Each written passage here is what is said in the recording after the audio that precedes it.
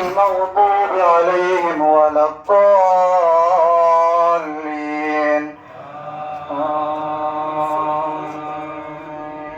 masjidkan ayaa ku dhex yaala dhismaha xarunta dhaqan-toosinta iyo cilaajinta ee Daarul Khair kaasoo ay maalin walba ku cibaadaystaan ardayda, macallimiinta iyo maamulka guud ee Daarul Khair. alla mahadii xalayto oo ku beegneed habeenka koowaad ee bisha barakeysan ee Ramadaan, sidoo kalena lagu waday in maanta ay soomaan ugu badnaan muslimiinta caalamka, gaar ahaan wadamada muslimiinta ee looga dhawaaqay in ay bisho maanta kow tahay waa bisha Ramadaane, ayaa isla xalayto uu qeyb ka ahaa masjidka Daarul Khair masaajidadii laga oogay salaadii taraabiixa, iyadoona la rajeynayo inay sidan kusii socon doonto salaadaasi taraabiix ilaa ma laga gaarayo dhammaadka bisha barakeysan ee Ramadaan.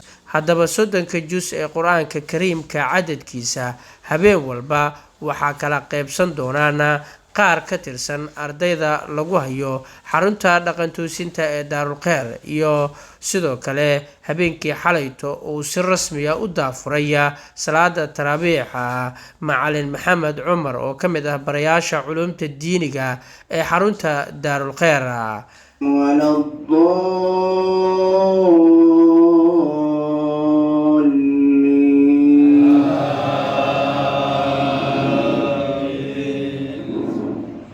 بسم الله الرحمن الرحيم. ألف لام ميم. ذلك الكتاب لا ريب فيه هدى للمتقين الذين يؤمنون بالغيب ويقيمون الصلاة ومما رزقناهم ينفقون.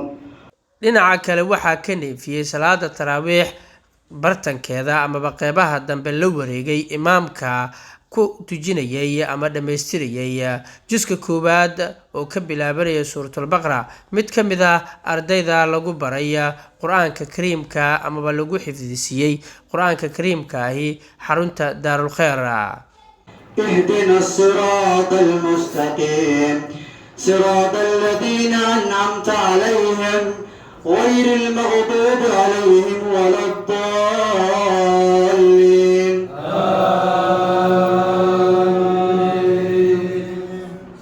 أفتطمعون أن يؤمنوا لكم وقد كان فريق منهم يسمعون كلام الله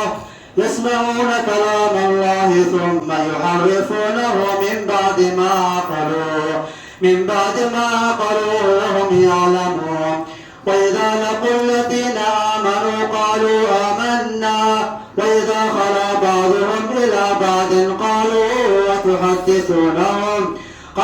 أتحدثونهم بما فتح الله عليكم ليحاجوكم به عند ربكم أفلا تعقلون.